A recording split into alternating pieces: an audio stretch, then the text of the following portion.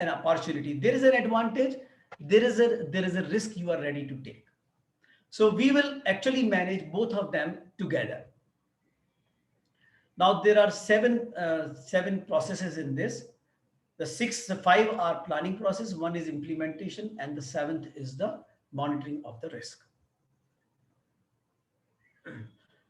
Now let's understand some part of the risk. Risk in an uncertain event, which if occurs can negatively impact. An opportunity is an uncertain event, which if occurs positively impact. There is a risk. There are some factors which are called risk event. There is a probability of happening. There are consequences of that. There is a sometimes called like event status or event impact kind of things, or there is a risk tolerance of the stakeholders.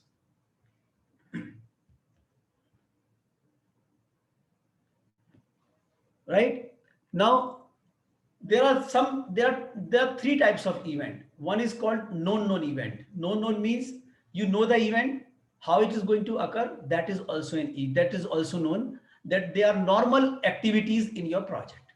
Normal activities, right? Everything is known about them. Known unknown, you know the event, but you don't know when it will occur and how it will occur. That is the risk. And unknown, you don't know the event, so definitely you don't know how it will occur. We call them unknown risk, the risk which we fail to identify, right? And there are some categories which normally come from the organization. So this is just examples of the various categories. The risk can be a market risk can be a technical risk can be a contractual risk, and there are many other type of risk possible. So there are known risks, there are unknown risks, and there is something called contingency reserve. Contingency reserve is to be kept to manage the known risk if risk materializes. The risk is normally context sensitive. So and it is a perception. Risk is normally a perception. Why we calling it perception? Anybody can tell me that we are telling that risk is context sensitive and perception. Why risk is a perception?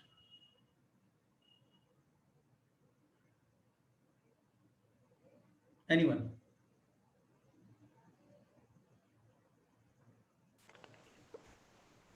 Because I may not find that particular risk as a high risk, but some other person may find it at a very high risk. So it's about individual perceptions how we look at that particular risk, right? Yeah, absolutely. So basically, the risk is same. I find it very high, you find it low, right? I find that nothing much will happen from this risk. These are usual risks. And you will say, no, yeah, this is very high risk. Let's look into this and detail it out. So it's the perception of the people, because the risk is same actually. Why it is so? Because it's futuristic. Risk is always futuristic. What is the difference between issue and risk? Risk is futuristic, issue is today. When risk materializes, it becomes an issue. So risk is always futuristic. We are talking about tomorrow. So risk, so based on this perception, there are three types of people. One is called risk averser, another is called risk taker, and another is called risk neutral. So what happens? A same risk, a risk taker see it little lower side, so he is ready to take this. So he is a risk taker in normal circumstances. A risk averser normally see it high, try to avoid it. Right? In risk neutral, a person which do some kind of calculation, if this happened, then this, if this happened, then this, if this happened, then this, do a lot of calculations on that. So that is a three types of people, but these three type of people are in their natural instinct. It is not it is not like they always like that, and that's why it is written context sensitive.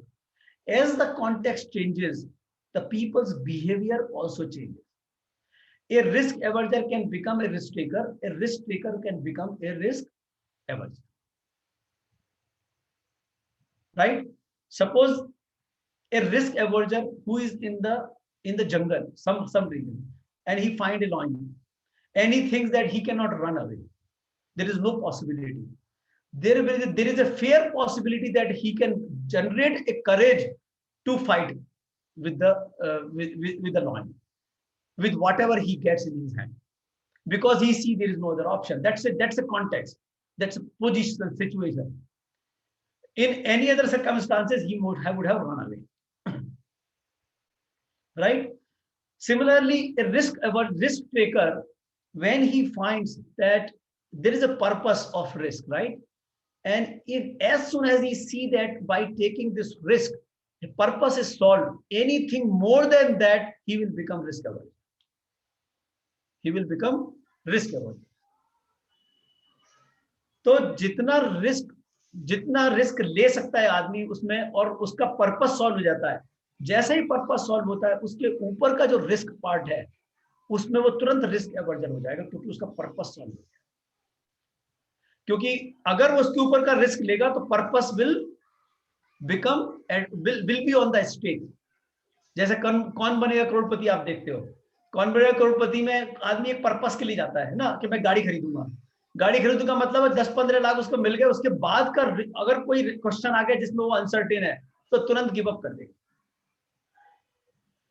और अगर उसने 10 लाख रुपए कमा लिए हैं और 15 लाख का, suppose 20 lakh का क्वेश्चन है, और some purpose is there which can be solved by earning 20 lakh, a risk averser will also become a risk taker, try to take that 20 lakhs, right, at the risk of losing the 10 lakhs. क्यों? क्योंकि एक purpose solve हो जाएगा उसका।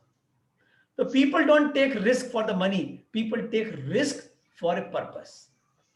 इसलिए आपने देखा होगा अमिताभ बच्चन जो है पहले ही पूछ लेता है कि बस आप क्या करोगे इस पैसे का।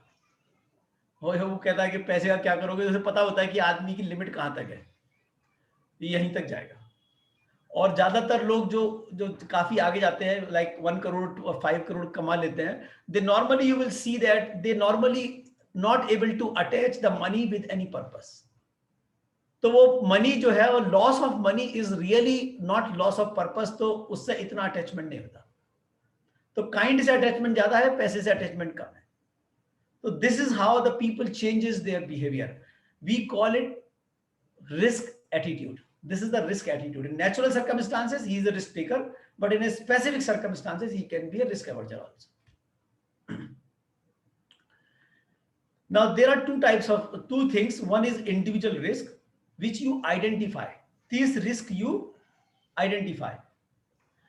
Individual risk, you identify 10 risks. They are called 10 individual risks. But there is a collective impact on the project of these 10 risks. We call it overall project risk. And this may not be a simple equation to find out that overall impact of 10 risks is how much. This may not be a simple, straight thing as such. Risk is normally high at the beginning and goes down as you move ahead, because we know little about the project. One question. Yes. Risk, issue, challenge, blocker. We see, I think, these 4 words regularly everywhere. Okay, in executive summary reports, everything. Right.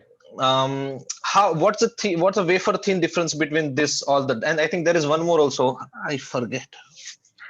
Risk, issue, blocker, challenges. Yeah, I think these are. What is a wafer thin difference between them? I think you already mentioned risk and issue, but how it is difference from challenge or even blocker? Okay, see, the challenge is something which challenge is not a risk, but it is a skill gap, that you have something to do which you think that you are not exactly capable of. You have to expand your whatever you have to actually achieve this. So that becomes a challenge. Now, challenge in challenge there is a risk involved, because you may or may not be able to do it. But it is more related to your skill gap. But skill gap can also be a kind of risk. You can identify something challenging can be considered as a risk also. Yeah. So risk is a subset of the challenge, correct? नहीं, ऐसा कहना ठीक नहीं है. I think if we took a Venn diagram, there is something common. Some challenges can be fall into risk, some challenges may not. Right. Thank you. Yeah. Now, on the amount of stake increases because we are developing things. We are developing things. As we develop the things, if the risk materialize, we have the greater loss than the earlier.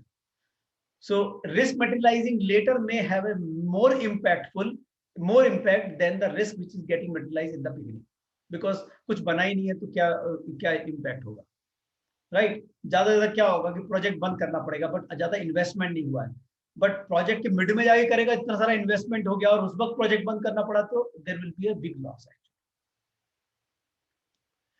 Risk is high in the beginning because we know little about the project. As we get to know more and more about the project, the risk goes down. So risk very much related to how much you know about the project. तो जितना ज्यादा आप जानोगे उतनी risk कम होती है. इसलिए when you don't know much about the project, you should involve such consultant or such people who know about such kind of projects, जिनका एक्सपीरियंस हो उस प्रोजेक्ट करने में, तो दो आपको विजिबिलिटी मिलती है और क्या कहते हैं, risk come.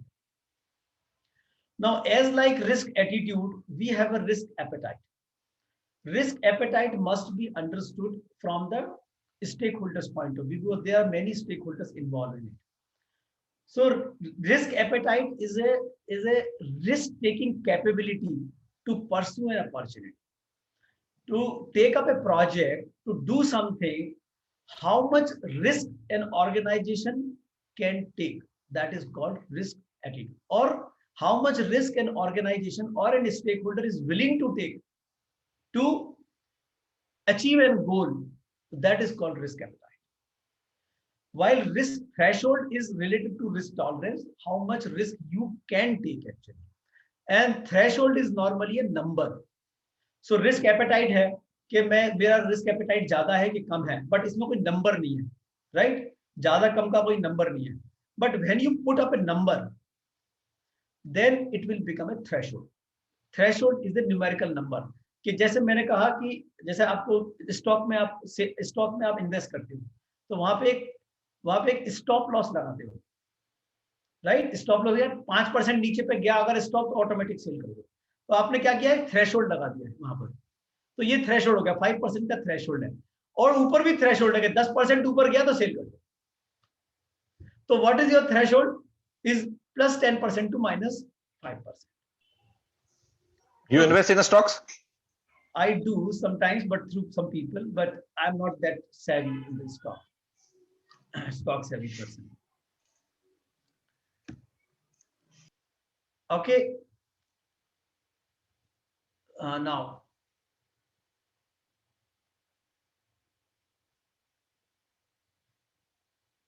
okay.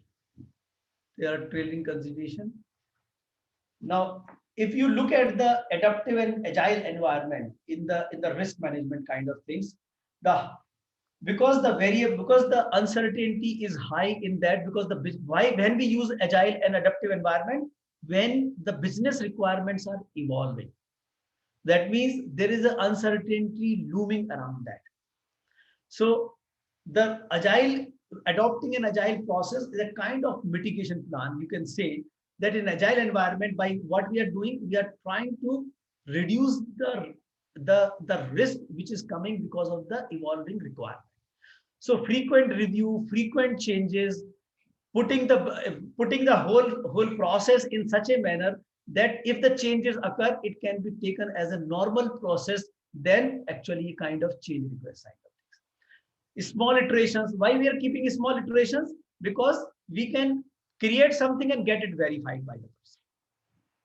And if some changes come, this change can come early than later. So that way, the agile and adaptive environment in a where the requirements are little risky or little uncertain will be a better approach than the conventional approach.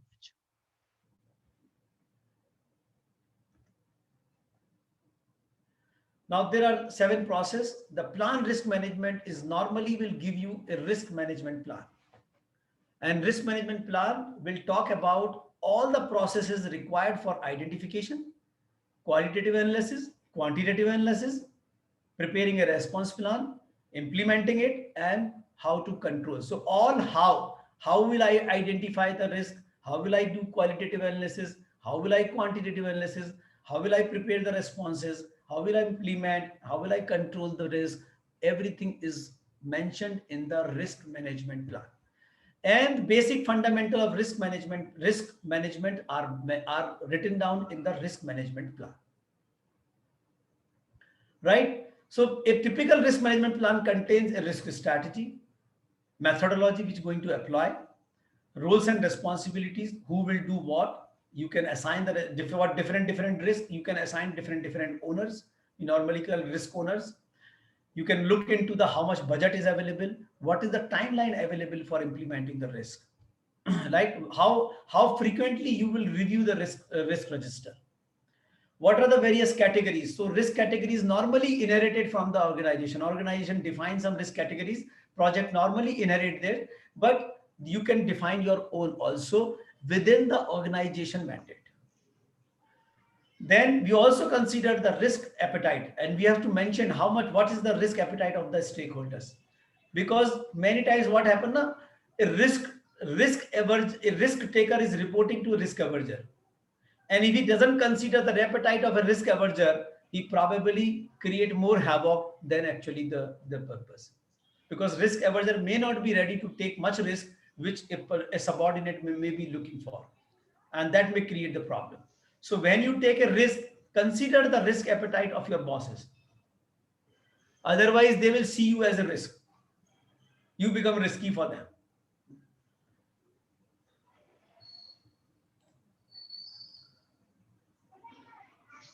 How to identify risk in a project? Yeah, it is coming up. It is coming up. Right? Definition of the risk probability. I will come to that. But whatever kind of definition we have to put, either for risk, probability, impact, or any kind of things, all those definition has to be mentioned in the risk management plan. So here you mentioned low, moderate, high. Those are a type of the risk. And Yeah, example that risk may be high, risk may be moderate, risk may be low. yeah, and relative, numerical, and it means the these are types. जैसे कि लो है तो मैंने लो को numerical बोलना चाहता हूं, मैंने 0.1 बोल दिया, मॉडरेट को 0.3 बोल दिया, और हाई को 0.5 बोल दिया. Just one thing, I'm not ये sure न्यूमेरिकल रिप्रेजेंटेशन हो गया. if I miss, what are the inputs generally for risk management area? Because I think whatever the input, this would be output. So one would be a project charter. If you can go back to that slide. Right. Yeah, but I think next one. I think it will generally come next one. Yeah, I think this is okay. Three things always there: charter, management plan, documents. Okay, environment, factor, and process asset. Okay, yeah. So normally the input is right now when you do it first time, the risk register is not there, because risk register is created in the first time, but because they are repetitive processes, they are live processes, they are live documents throughout the project. Next time when you repeat, the risk register is very much available. Project management plan is available to you, and the charter, because in charter high level risk normally communicated by the senior people to the project manager. Yeah.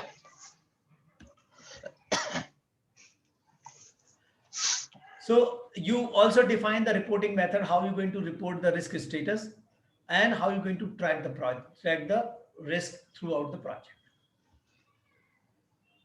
Now the actual things come. Now you have set up the whole risk management process in the risk management plan. You execute it and first step is identifying the risk.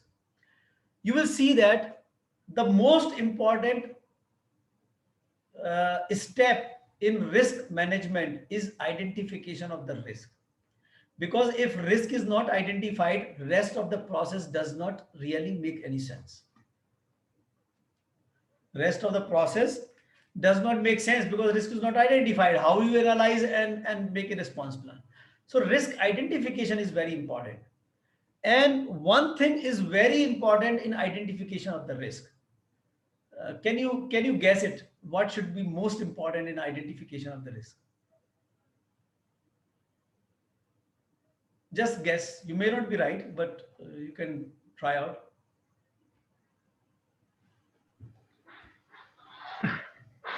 At initial level, it may be the scope, scope visibility. Okay, okay.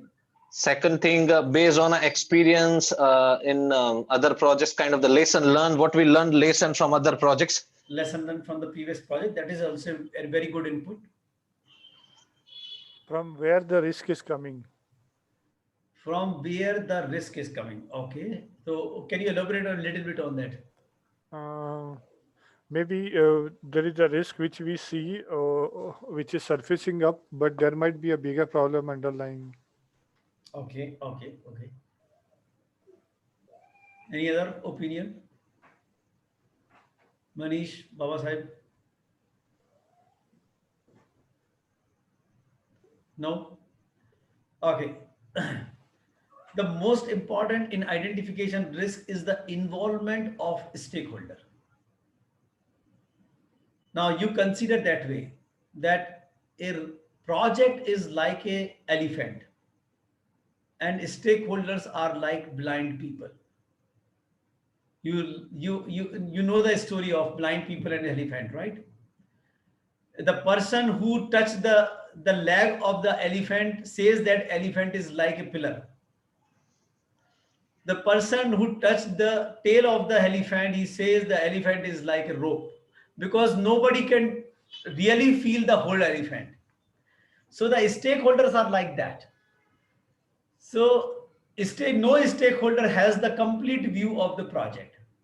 So if you sit down with your team and identify the risk, 99% risk will be technical in nature,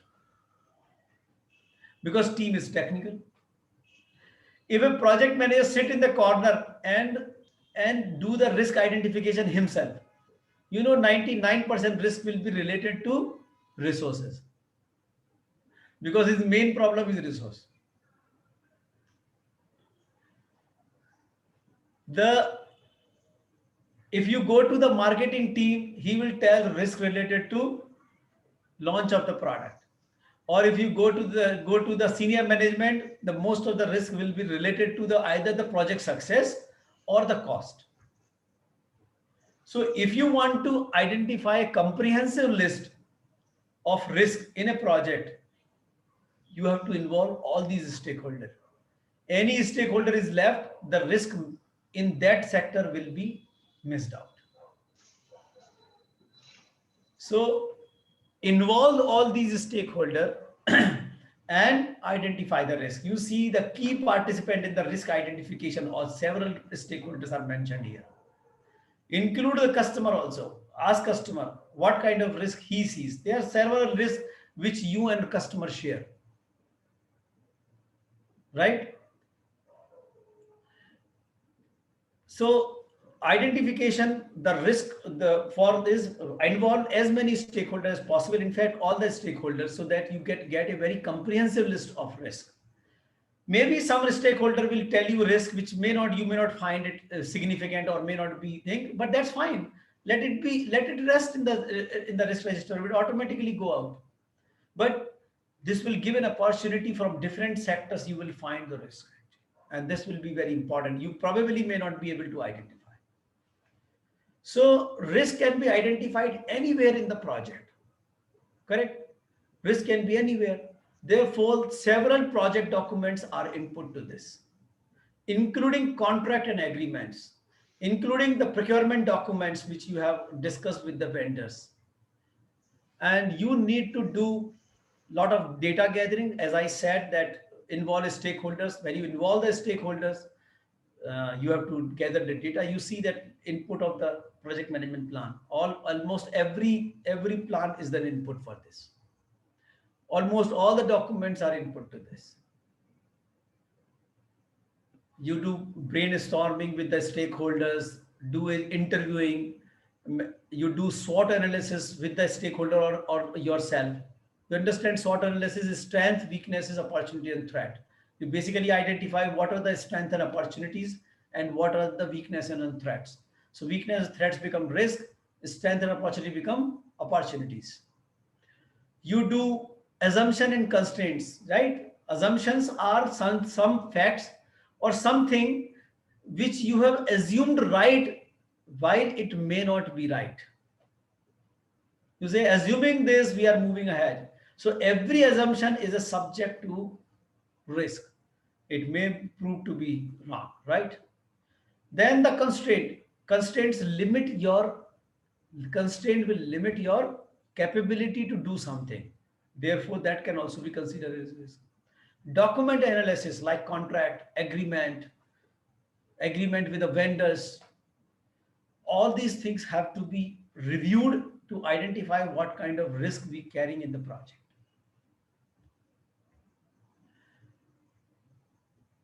Prompt list. Prompt list normally help in What is SWOT analysis? sorry. What is that SWOT analysis? SWOT analysis is a strength, weaknesses, opportunity, and threats. So this is an analysis which we do like this. We make 4 quadrant and put them strength, weaknesses, opportunity, and threats. So this part become risk, this part become opportunities.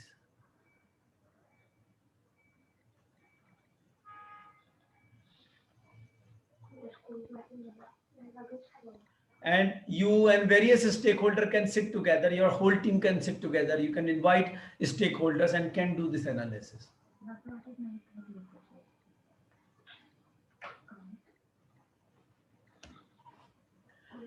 Prompt lists are quite helpful because prompt lists normally prompt you, have you identified risk in this area?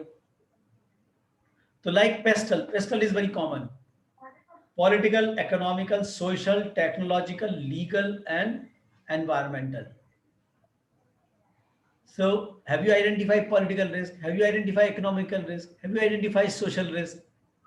Depending upon the project, these prompt lists work. Right? Normally in your project, the tech op will work, the technological, technical, environmental, commercial, operational, and political. Right? So these are actually will help you to that we have not missed out a risk in particular area. We have not forgot identify the risk in a particular area. Right? The output of the risk identification is a risk register where we document all the risks which we have identified. So we write down the risk description, we write down the risk, we categorize the risk so that it is easy to handle them. We also write down the risk trigger. Risk trigger is a kind of symptom which tell you that risk is going to materialize. That is risk triggers. Then probability, impact, something is, these are the structure of the risk register. Something is known now, something we will calculate now in the analysis and the response part. So like WBS, you can know the risk, you can attach it to the WBS. You can also talk about what is the root cause of the risk, right? The probability impact, maybe we will analyze later. Response we will analyze later. Risk status we will analyze later. Contingency and owner maybe we will define later. Potential risk owner, who can own which risk? List of potential risk responses. So when you ask somebody to give you risk, that will also give you, ask also that what can be the potential risk in that. Then the risk reports will also be the output of that. The next is the performing the qualitative analysis. Now, we do one thing, we'll do the qualitative analysis and then we'll take the break. Okay. And then quantitative analysis we will do after the break. So why we need qualitative analysis and quantitative analysis? Why not only quantitative analysis, or why not only qualitative analysis? Why do we need two analysis?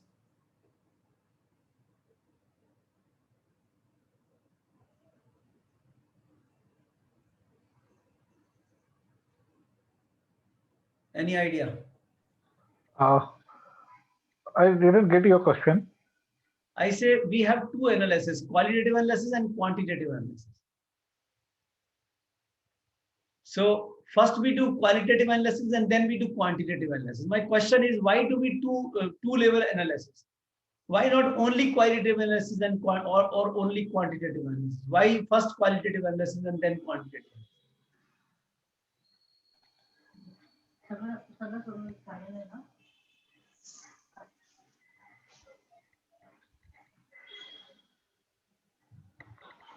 If we go with the qualitative analysis, we will have more idea about various risks, and on that basis, we can quantify the risk in various areas. Right. So maybe that is the sequence. Why we need a qualitative analysis before that?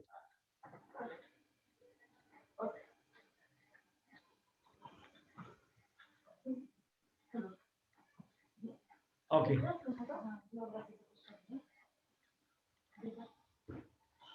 Quantitative analysis basically it might say us the impact of the risk on the overall project.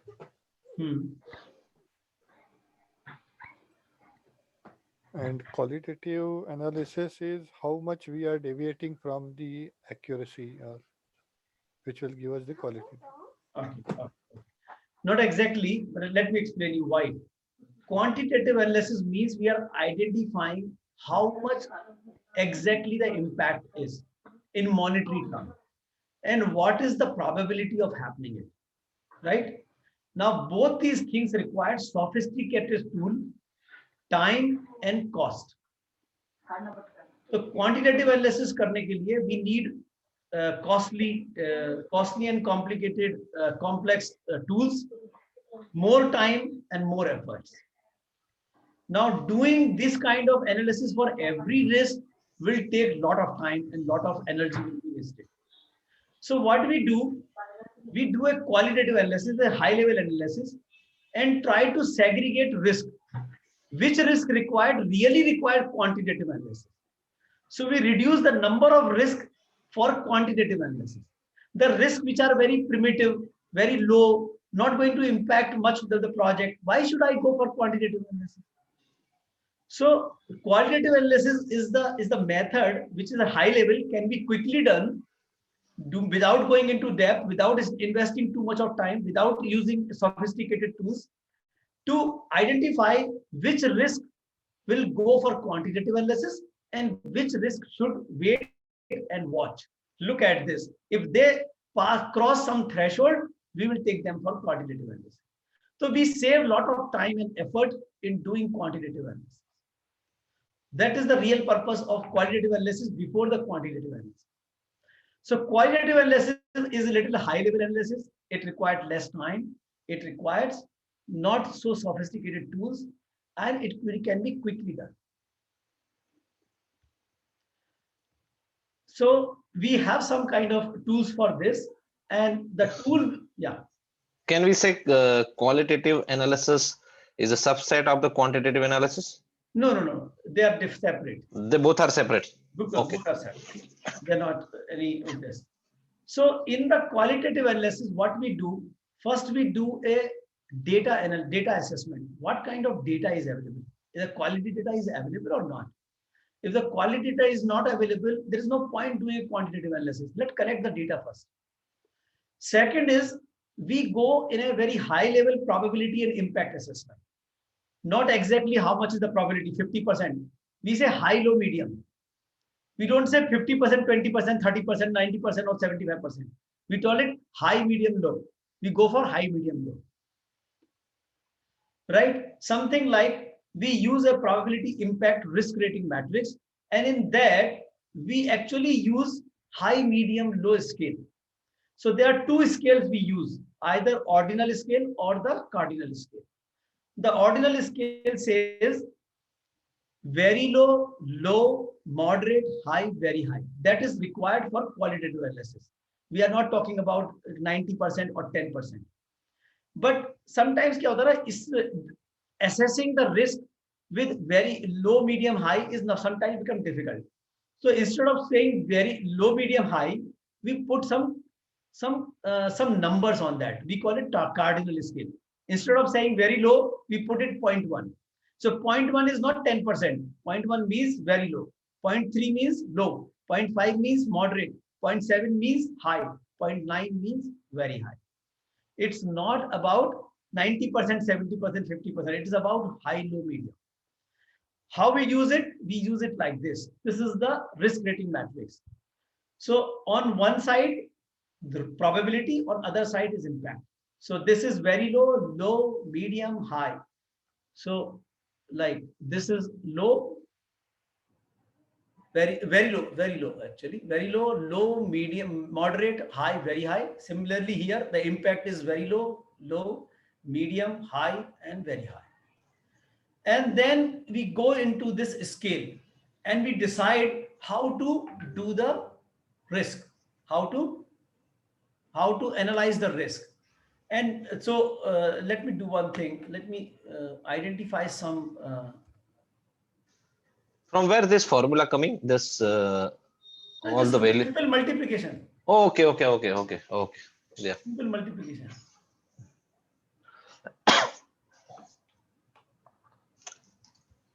I just let's take an example actually.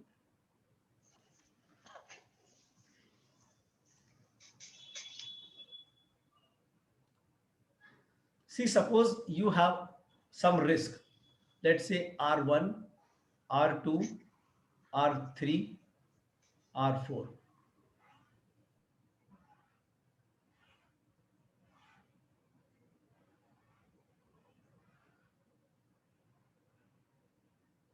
Probability, impact, probability into impact. Suppose I have R1 where the probability is low, that is 0.3, right?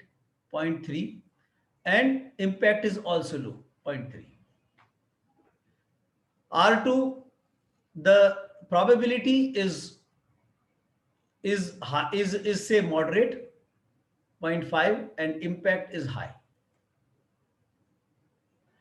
The R3, the point it says like the probability is very high and the impact is high. And the R1 is probability is moderate, the impact is also moderate. Let's say this is what we have concluded. So what is this? This becomes 0.09, 0.35, 0.63, and 0.25. Right? Now what we do, we rank them. So if we rank them, the topmost will become R3, then R2, then R4, then R1. Sorry, R1. Now, if you look at it, you will see that this is falling into red, this is falling into amber, and this is falling into green. Right? If I say only red, the risk which is falling into red zone will go for quantitative analysis. In that case, I have to put up a bar here. R3 will go for quantitative analysis, and these three will remain in watch list. We call it watch list. Watch list means we will see them. If some point of time they go up, situation changes and their intensity go up, we will at that time we will do their quantitative analysis. How we decide red, amber, and green? I showed you that. I mean, do we have a specific decide range? This based on this. Okay. So 0.35, 0.25, 63, and 0.9. Right? These amber, green zone and red zone are also defined by us. You can define separately also. You can put 0.9 into amber zone also. So it is all individual definitions. Yeah. Okay. Now there is another thing. Here is where the perception comes into picture. Perception. So it's about individual perception, how he rates the risk, right? Yeah, so that normally what happens, these things are either done collectively by few people. So you consider the stakeholder tolerance in that. You have already created a kind of, I say, risk appetite of the stakeholder. You consider them, and it is normally a collective exercise, or sometimes done through some tools. Actually, you employ some tools. So people say, okay, organization has selected tools. You use that tools and feed some data which you have collected, and then it comes out to be that this probability is this and impact is this. So it depends upon how your organization actually implement, right? There are tools available in the market, and for project normally it's not very intensive, but if you go for financial investment or a stock market or mutual fund kind of things, there are a lot of very sensitive tools are available which actually predict a lot, because there are a lot of stakes are on the a lot of money is on the stake, right?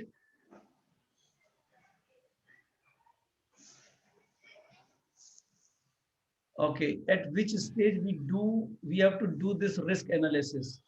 In the planning stage. This is all planning processes. All seven are or all five are planning process till the time you prepare a response. Now there is another factor which is called urgency. Like if I say the R4 impact is there in next 2 weeks or within this month, that means it is now. I don't have any time for wait and watch kind of thing. So that is not be a good idea to hold it. So what we do, we normally have it in such cases, we normally multiply the result with some factor. A very common practice is multiply by 2. So if it is urgent, then I multiply it by 2. This is a very common practice is this. Or can we have like we have a value of the P and probability and impact? Can we also have a one more column with the urgency? Yeah, you can have urgency. So you can have urgency and urgency factor and then multiply the urgency factor. Yeah, if it is possible. Yeah, if it all is variations are absolutely fine. Yeah. Yeah. So, but general practice, I'm just telling you, very common practice is multiply the result by 2 so that we get the urgency get factored there. So if I multiply by 2, it will become 0.5. But one more thing, we have a probability and impact. Okay. Right. Probability, okay, we decide, but impact, when we decide the impact can also have a urgency and all other factor, because let's say for example, if I have some impact or some production issues, okay, because user or a business having a large impact to considering the as soon as possible respond on them. So ideally this urgency or the priority or the severity, those other, and there are some couple of other key factors always comes in impact, because impact is directly associated with those factors. No, impact, or it's not about, it's a time factor actually, because it is about when the this risk is going to materialize. What is the probable time actually when it's going to materialize? If it is a probability time is now, then we say it is urgent. Yeah, when but if it is a later, then we say okay, we can take a normal course actually. Yeah, so because why we have a resolution of that and having a particular time window, because it is having a substantial impact. Yeah, no, even though it is not having like this doesn't have substantial impact, it's a moderate impact, but what risk is now. So I just multiplied factor by point, so it becomes 0.5, right? Look at this. If we become 0.5, then it becomes amber to red. In that case, the R4 will go above the bar. Now, suppose R1 is urgent. R1 is urgent. Suppose I multiply it with factor 2, it becomes 0.18. It's still green. I leave it. I say that's okay. I don't go for quantitative. It's still not enough like impact on that I should do a quantitative analysis. I don't do it. Anywhere in a risk management, do we have a direct definition of the impact? What all factors to be part of the impact? I mean, not only a risk management, but anywhere. No, there are tools actually to identify how much is the impact. Like we saw that there is a simulation. We do a schedule simulation in the schedule factor. Yeah, so you get the probability of like completing a project on a particular date. So that is how you come out by simulating. You get the probability, actual probability. But simulation is a costly exercise, right? And therefore, we are preventing it. We are doing it only for selected risk. Similarly, you can have a cost also. I will bring it. I will come to that actually in the quantitative analysis, right? So if it is urgent, then we have two risks to be for quantitative and analysis, and two risks in the watch list. So watch list is equally important because watch list is something which we are holding and reviewing it continuously. Situation changes and they may go above the bar actually.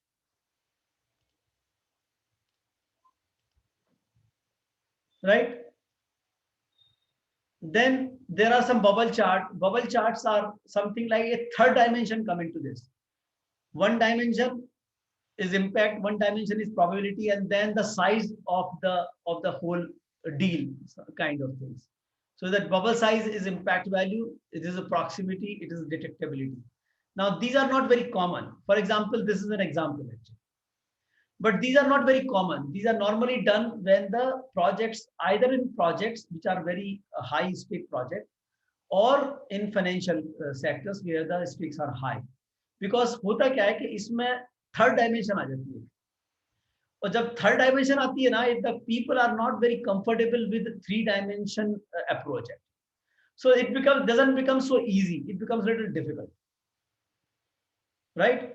But wherever when required, we utilize these also. So there are three factors. One is x-axis value, the risk, and the overall size. The net present value. It shows how much is the benefit it is going to bring.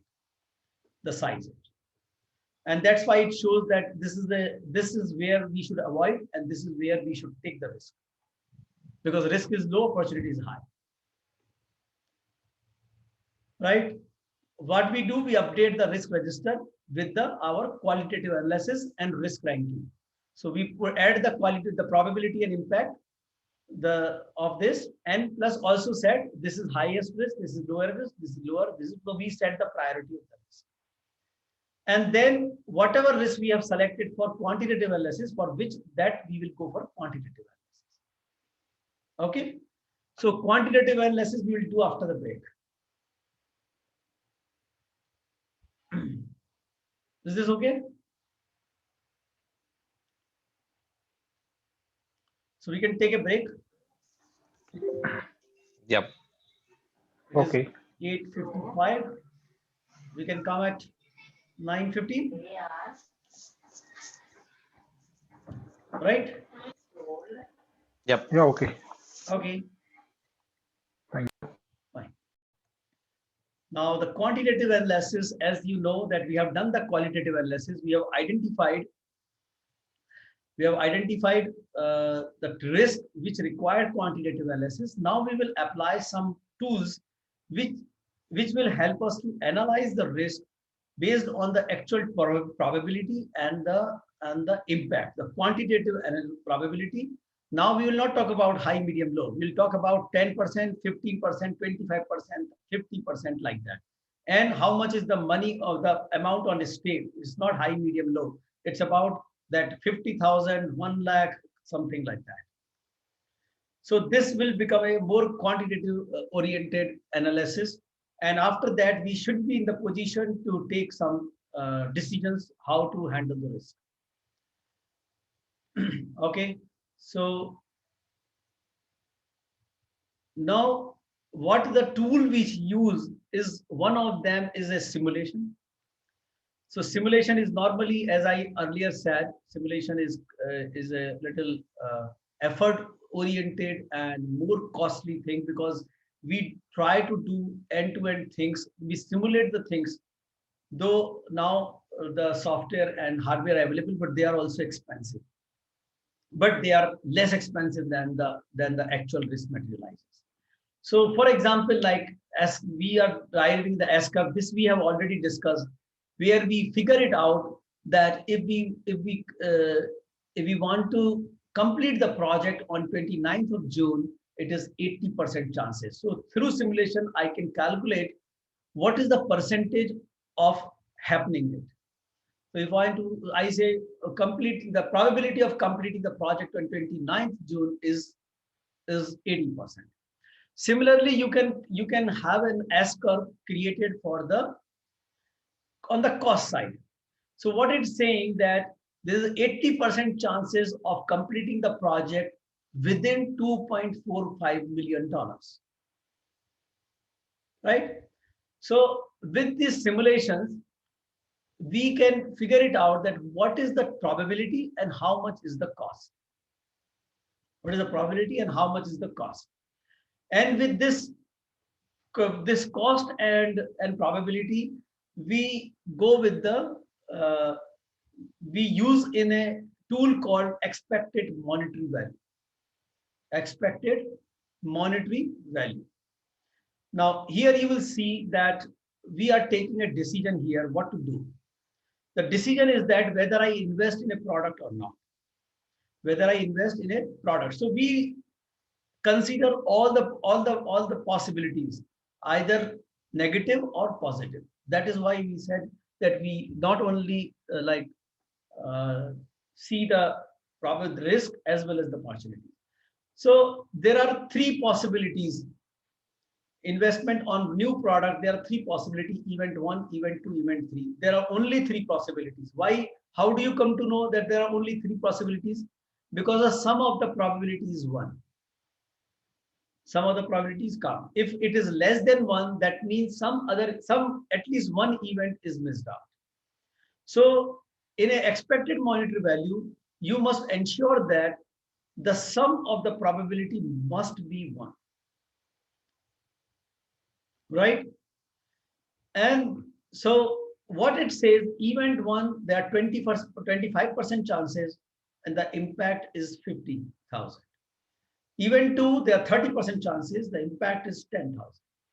Event 3 is 45% chances and the impact will be gain of 30%, 30,000. You can consider them that event 1 is a product will fail. The product will fail, there are 25% chances I will lose my investment, that is of 50,000. Event 2 is a success, but it's a moderate success, not a great success. So I will gain, but not a significant amount. Event 3 is a good success. And there are good chances of happening, that's 45% chances, and I will get a significant amount for 30,000. I do P into Y and then sum it up.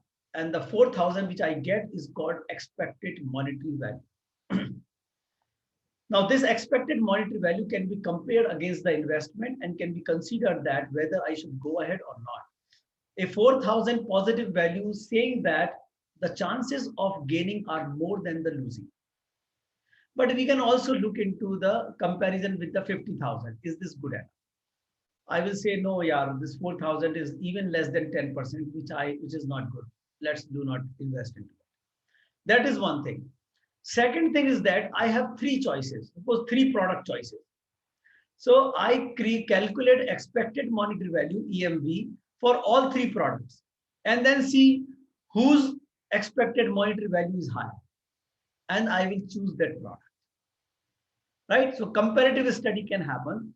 And so it will reduce my overall risk in my investment. This is something which we can do in once, but there is a possibility that we can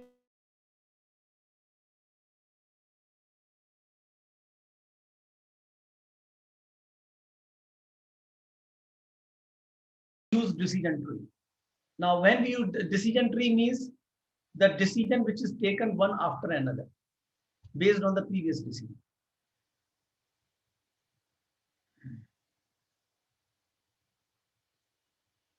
Now, if you look at this, what the decision I have to take here is that whether I pursue investment in a product or not.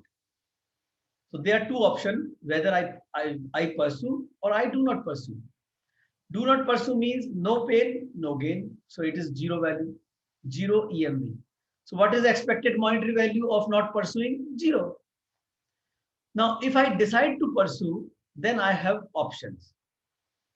What are options? Either the production would be successful or the production will unsuccessful. There are 30% chances that production is unsuccessful, but if it is unsuccessful, I will lose $200,000, right? However, if it is successful, there are 70% chances, but still, again, I have two choices. That is, either the product, when successful, may be in high demand or maybe in low demand. If it is in high demand, the chances are 30%. I will going to gain $600,000. However, 70% chances are of low demand, and I'm going to lose $100,000. Now I have to decide whether I should pursue or not. What I will do? Very simple. Here I know the value of EMV. Expected monetary value is 0. Here I have to calculate my expected monetary value. If this expected monetary value EMV is more than, if this EMV is more than this, then I should pursue, otherwise I should not. How will I calculate? Again, P into I, P into I. So here I can do P into I, and here also in P into I, but I don't have I here, right? Only P is there. How will I calculate I? By calculating EMV here. The EMV here will be I for successful. How will I calculate EMV here? P into I, P into I, P into I. So how will I calculate this?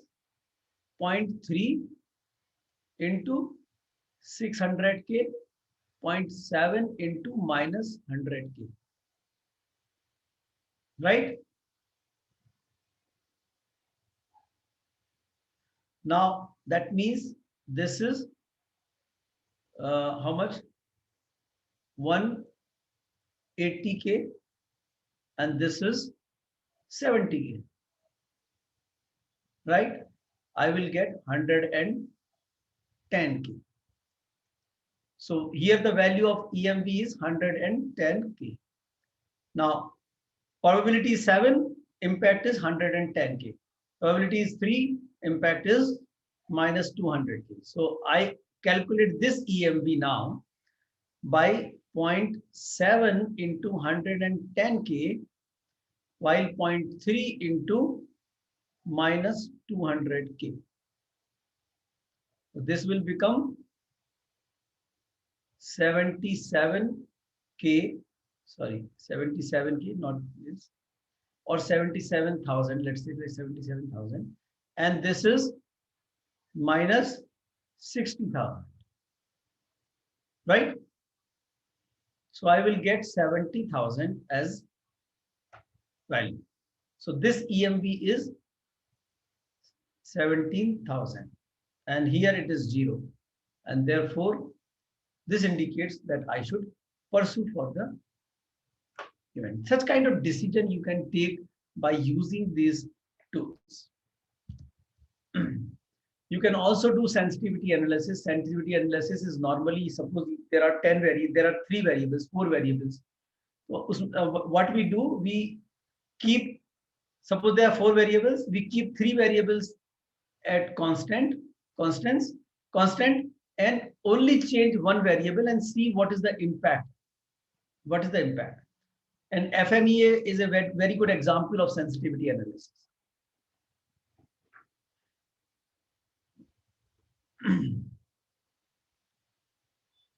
Right? But most of the things will be roaming around with the expected monetary value and decision. As an output, what we'll do, we'll further update the risk register with the quantitative analysis. We further update the risk register with the quantitative analysis. There are probability, there is impact, and there is a quantitative impact, that is the expected monetary value.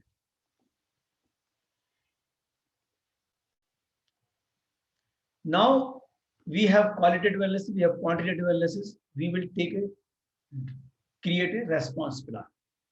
Now, in the response plan, we have a strategy for threat. We have strategies for opportunities. So we'll look into that, how we will select these strategies and how we plan for them. Okay. So if you want, we can gather more information. You can discuss with the other team members. But the main strategies are these. The first strategy is that you can escalate the risk. Why do you escalate the risk? Because the risk either is beyond the scope or capacity of the project manager, or maybe the risk is not only impacting your project but impacting other projects also. So it is better that some senior management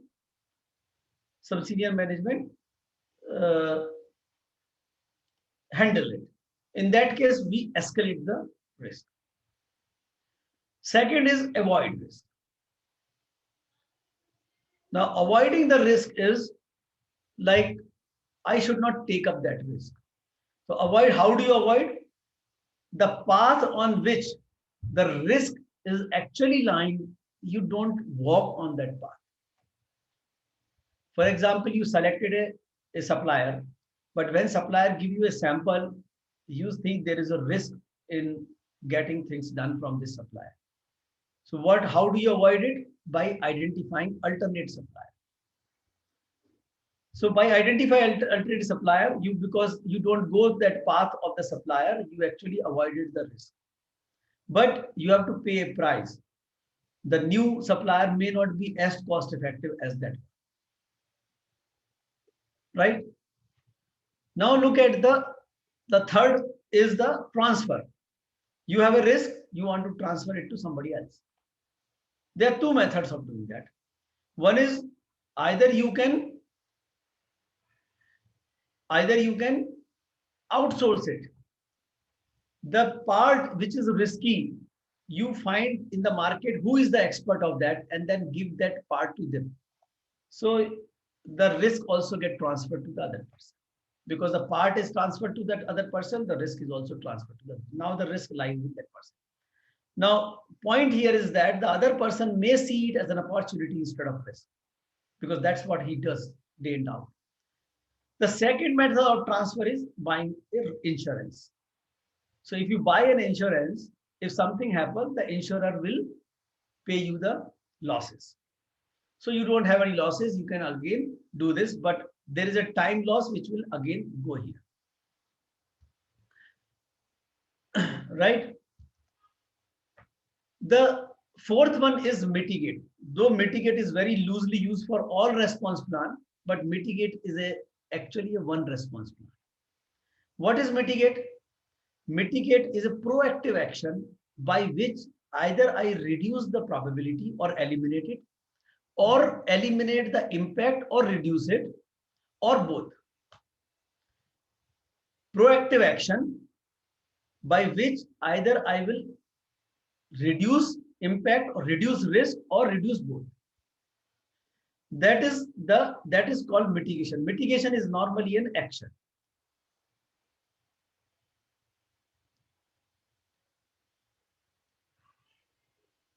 Is there any thumb rule for how much time we should give for risk analysis? Not exactly. Not exactly. Why?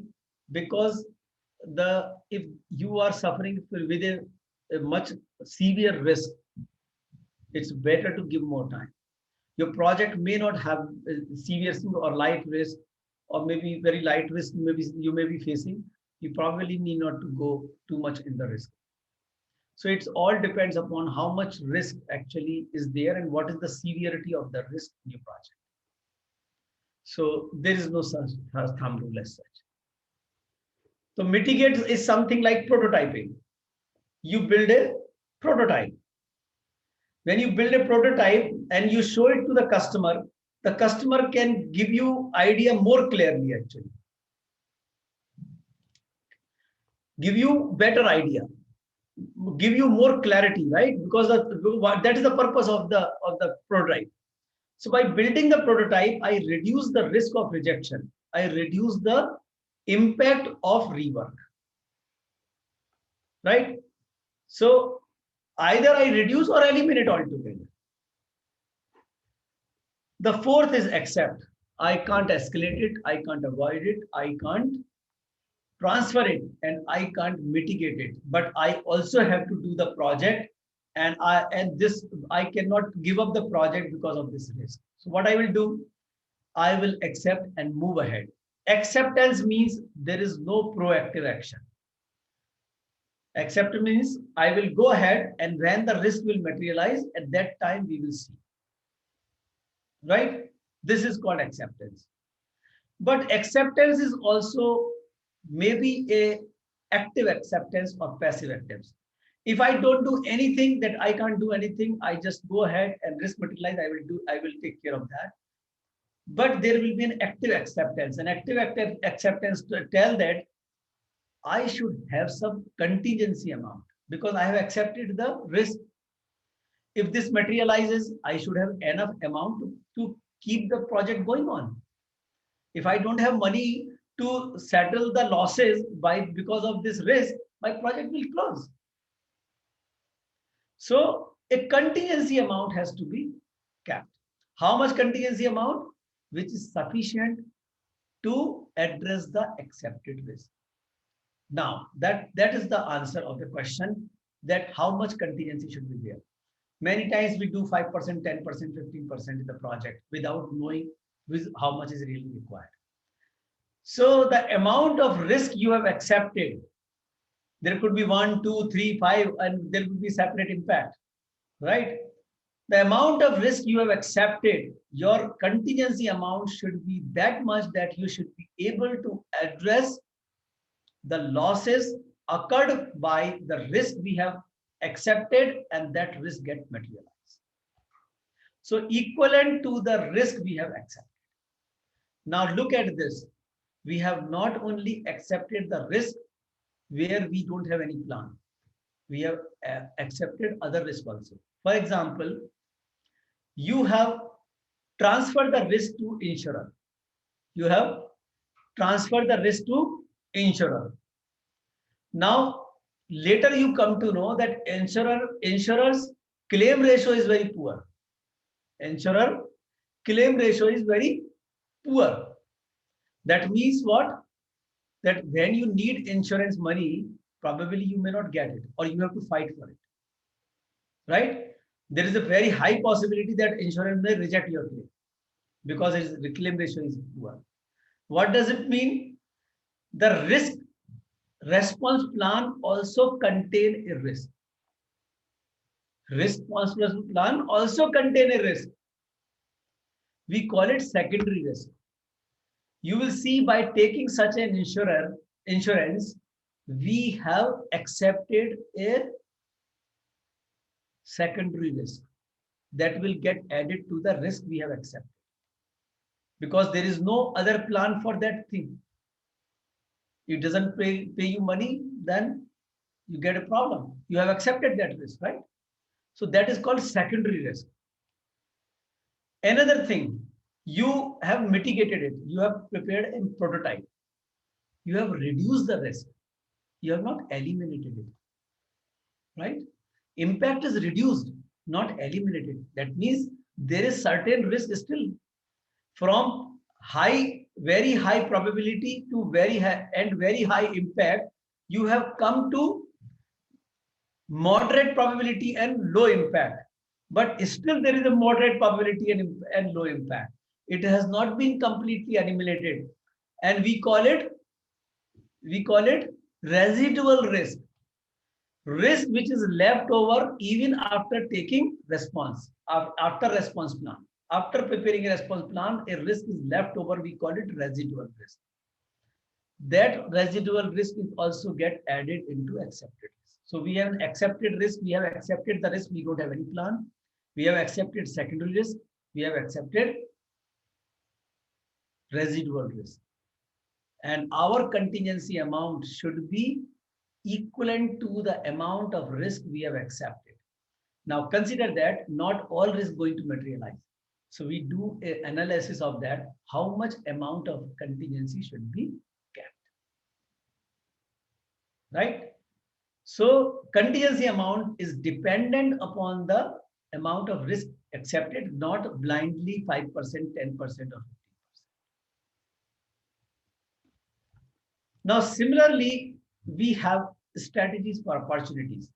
In that we escalated, here we also escalate. Means I see an opportunity, I can't do anything, I escalate it to my boss. Exploit, there we say avoid, here we say exploit. Exploit means I go to the customer, I went to the customer and I found that there is an opportunity there.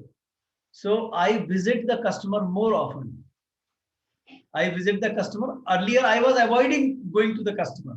This time I am increase my frequency to avoid because there is a possibility of materializing. Share. There it was transfer. Here it is share. I have an opportunity. I can't do anything. I share it with my friend. Sometime he has an opportunity. He will share with me. I have an opportunity, but I want to materialize it. So what I did, I prepare a prototype. There I prepare a prototype to reduce the probability and impact. Here I prepared the prototype to increase the probability of happening. If I build a prototype, it may build the trust in the customer and customer may buy it. Right? So enhance it. And if nothing works, then I accepted it. Okay, this is fine. I think a more appropriate name will be ignore. I have an opportunity, I ignore because I can't do anything. But as per PMWARE, it is still accepted. And as I contingency response, that we have to put the contingency amount. And for contingency amount, we have to define the risk trigger. That when the risk trigger, the symptom will occur, I know I have to invoke the contingency amount to apply. So there are contingency reserve based on the how much money we have, how much we have accepted, and there will be a management reserve, which management see that how good risk management we have done, what kind of risk we have identified, and how much they think that unidentified risk can be surfaced up, and accordingly they put the management reserve. Project manager has no access to management reserve. He can ask for management reserve, but he has to request to the senior manager. Similarly, for the project overall risk, we have the same avoid, exploit, transfer, mitigate, and accept. And so we go in the risk register as an output and update our response plan. We can also have some kind of lesson learned register during this time, because risk analysis may give us some kind of lesson learned. We can generate a risk report.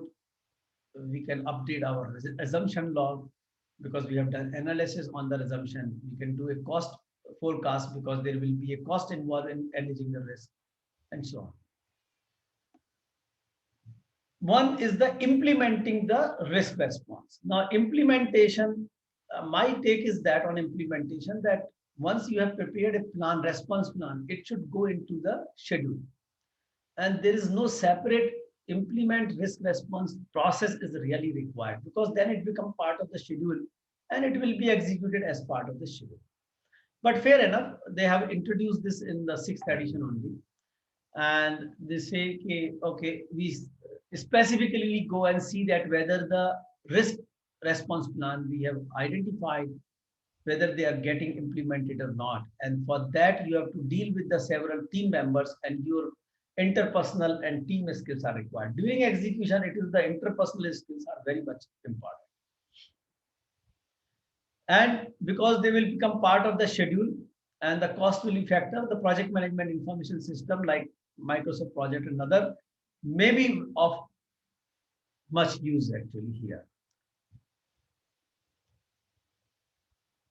What happened, Manish? Your light has gone.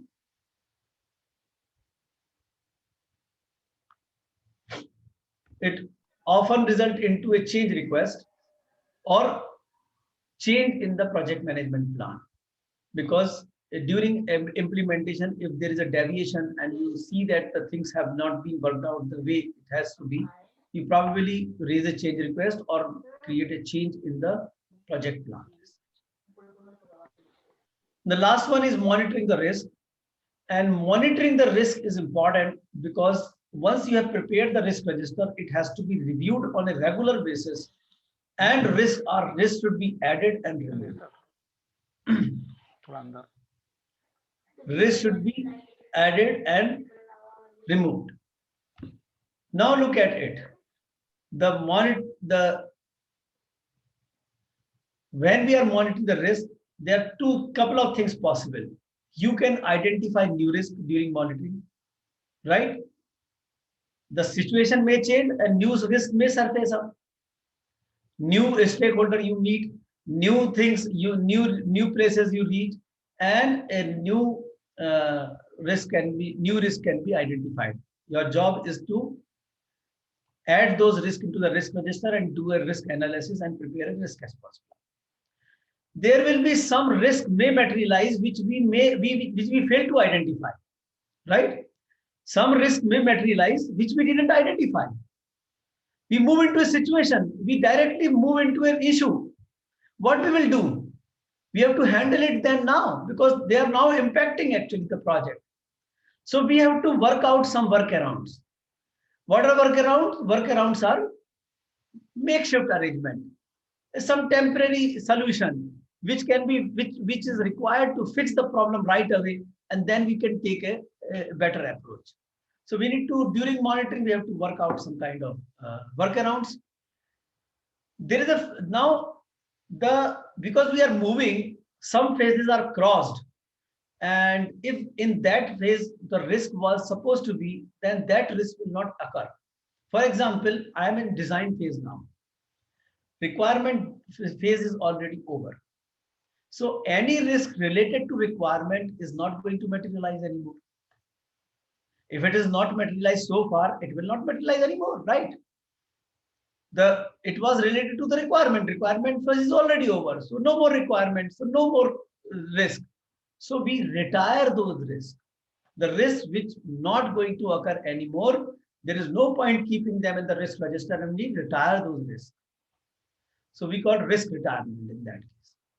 And then anything can happen. Like new risk can be identified. Situation may change, which may cause to change in the risk analysis.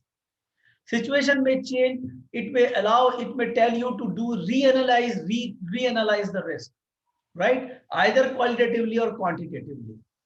Situation may change. Your response plan may not be valid anymore.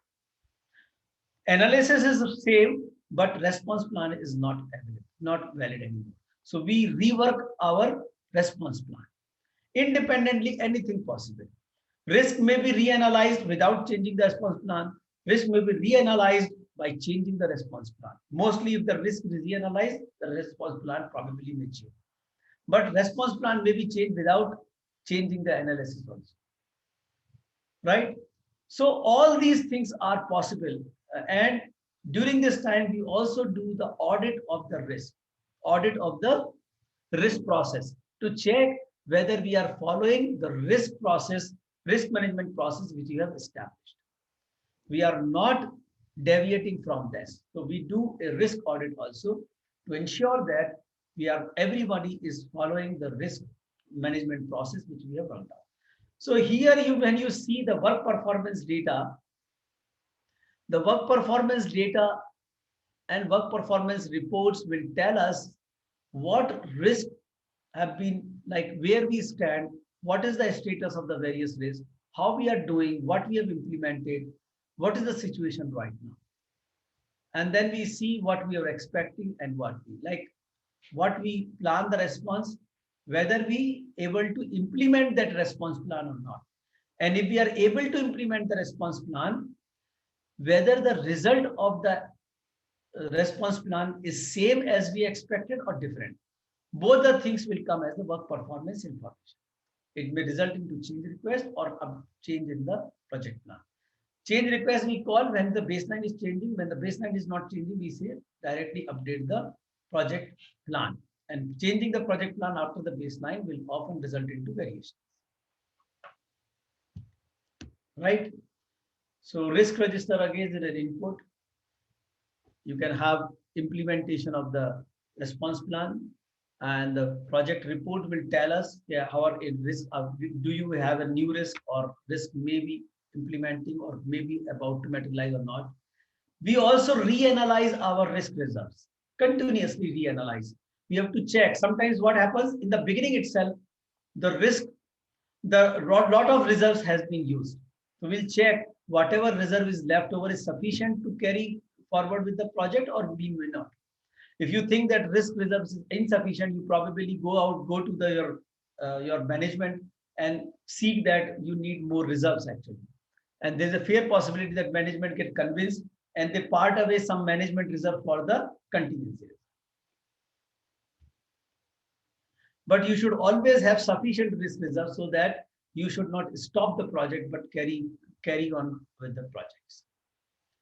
You do the audit, as I just said, on a regular basis so that you are sure that the people are following the risk process. How we are doing the risk performance, that is the work performance, and the change request.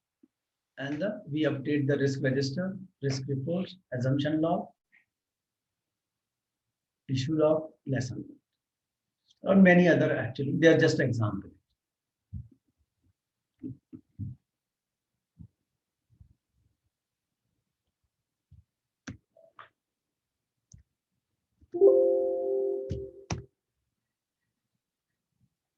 Any question related to risk?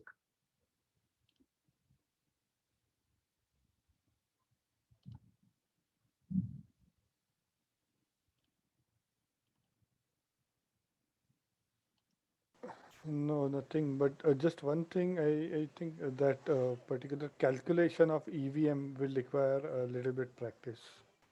Yeah. It is not very. It is a simple calculation, but we must understand that what is how much is that. EVM required is the numerical things actually. If decision tree or EVM and in the decision tree will be a little. Okay. Can we take a couple of examples maybe in next class at the start, so that we can solve those right away in the session for Okay. maybe 15-20 minutes initially to get some clear idea. Sure. Manish can also suggest if anything. Yeah, we can do that. So in fact, I will give you a problem actually. I will send you a problem. You can solve that problem. It's not as like we all are experienced people. We can do that actually. It's not required that I have to explain you only then you do. But I have explained the system. So I will give you a problem. You can post your answer in the chat in the WhatsApp. And so we remain engaged in these 3 days also, and we solve some problems related to this also. In fact, there are some questions in the questions we have. Okay.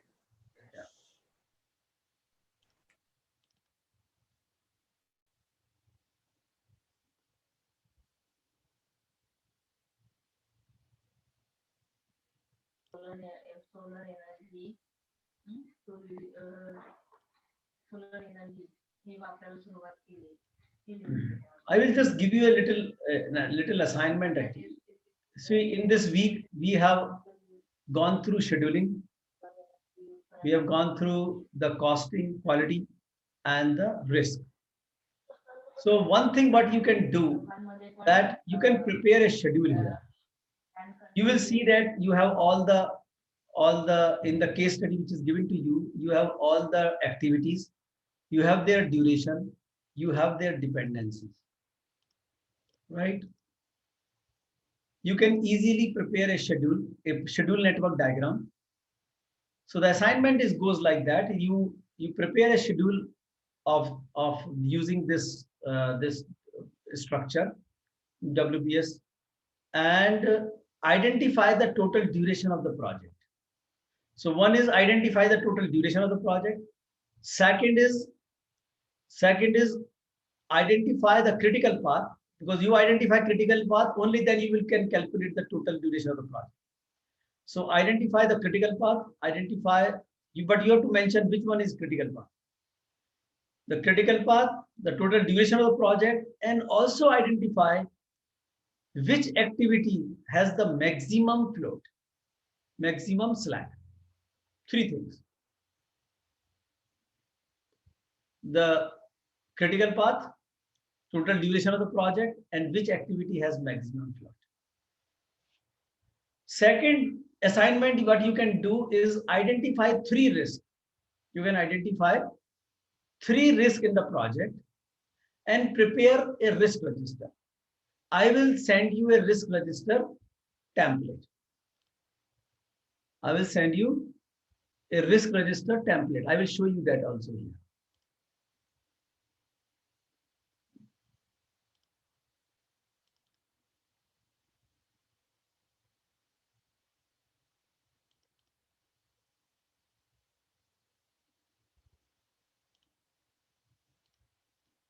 So this is a risk register template where you can describe the risk, right? You probably, because we are just doing this exercise, you can skip category. You can assess the probability and impact. Now here just see that the scale is little different. It is 1 to 5. 1 means very low, 5 means very high. So 1 is very low, 2 is low, 3 is moderate, 4 is high, 5 is very high for both this and this. You can get P into I, and then out of 3, you can put their priority. Which one is top? Rank the risk. Which one is the top? Which one is the bottom? Then you select which risk response is suitable for your risk. Many times people identify risk like my project will be delayed. Okay. Now delay is not a risk. Delay is an impact. Something will happen because of that project will delay. So something will happen, that something is actually the risk. Like we have given a government approval and government approval may not come on time and therefore my project will be delayed. So receiving government approval, like I am using a technology which is not proven and therefore my first attempt or second attempt may not be successful. These are the sum of the risk actually, which are uncertain. There should be something uncertain. So you can identify the risk response, either avoid, transfer, or mitigate. Only 3, either of 3. For this exercise purpose, escalate and accept are not available to you. You only identify those risks whose response can be avoid, transfer, or mitigate. Don't, if you identify a risk whose response can be escalate or accept, please identify some another risk. So right here, you have selected avoid, transfer, or mitigate, and then right here that if you selected avoid here, then how are you going to avoid? If you selected transfer, how are you going to transfer? Mitigate, how are you going to mitigate? And last 3 columns you can just leave. You have to do for 3 risks. And as Beva suggested that we, for this calculation of this EMB, etc. I will give, related to that, I will give you another problem actually. So you can solve that problem. So it will give you a little more practical orientation. It may not be like exam type of question, but it will be like a more practical question. Okay. For exam type question, our 15 questions are good. Right? How do you suggest to do these 15 questions? Because we don't have time right now to do it. As we did yesterday, I guess that was a good approach. Use limited. No, I think earlier what Vivek has given, either we can do at home and tomorrow we can present, use limited proportion because it makes sometimes I really feel कि शायद कोई दोस्त दूसरा दे रहा है, मैं जज कर रहा हूँ कि ऐसा होना नहीं चाहिए.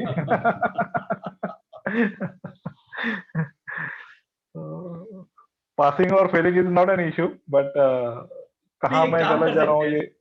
एक काम कर सकते हैं, जैसे कल आप ना सबसे पहले ये 15 क्वेश्चन ही कर लो, क्योंकि इससे रिव्यू हो जाता है चैप्टर, तो आपको एक्सरसाइज करने में आसानी है.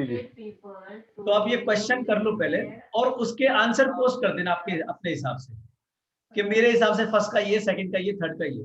Late everybody does it. I will give you the right answer also and probably give you the reasons also. Are we going to connect tomorrow? No problem. No, we are not connecting. We'll do it on WhatsApp. Yeah, okay. You post on WhatsApp. I forgot. I think nobody has scheduled that way actually. So and there are only 3 days you will get in the whole of this 7 days. So you can post your question on this. I will post the right answer with the explanation. So we'll utilize the WhatsApp group, and this way we also connected, and then you can post your क्या कहते हैं, your schedule. Then you can post your risk management thing. You can also post your problem actually. So this will remain like you need every day half an hour to 1 hour. Half an hour normally is sufficient. If you put half an hour every day, then that should be. Then you see it will remain connected also. ये 3 दिन में हम भूल नहीं जाते, उसको याद रखते हैं. And it looks like continuation. Educate people.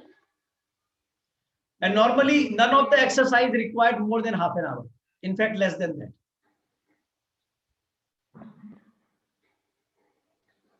Including question. Question also can be done in less than half an hour. ठीक है? So we'll utilize our WhatsApp group. Okay. We stay connected. We keep responding to that, and that's how whatever channel we use, we can utilize that. Good. Yep. Okay. Yeah. So next time we will meet next next Thursday at 7 o'clock, right? And our focus will be first two days will be completely on people management in project management. Okay. Okay. Fine. Good. Yeah. Thank So, you. Thank Good you very night. much. Thanks. You. Yeah. Good night. Good night. Thank Good you. night. Good night.